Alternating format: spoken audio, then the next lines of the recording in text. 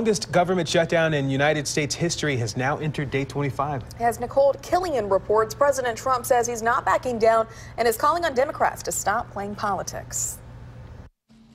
House Republicans emerged from a White House meeting with President Trump, bashing their Democratic colleagues. This was supposed to be a bipartisan lunch, but not a single Democrat offered to come here and negotiate how we end this partial shutdown. Hoping to bypass Speaker Nancy Pelosi, the president invited several moderate House Democrats to the lunch, but none were in attendance. We want to work with rank-and-file Democrats. Obviously, what we're seeing right now is that Speaker Pelosi has refused to provide a counteroffer. Earlier, Mr. Trump tweeted, "Why is Nancy Pelosi getting paid when people who are working are not?" President Trump is vowing to keep up the fight until he gets $5.7 billion in funding for the border wall, despite hundreds of thousands of federal workers not getting paid.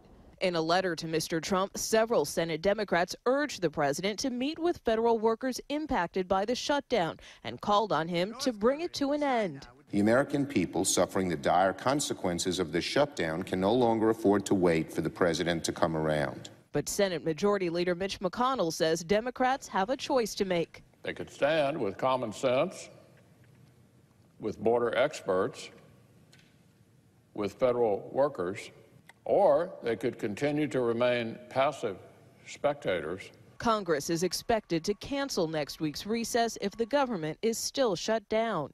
Nicole Killian, CBS News, the White House.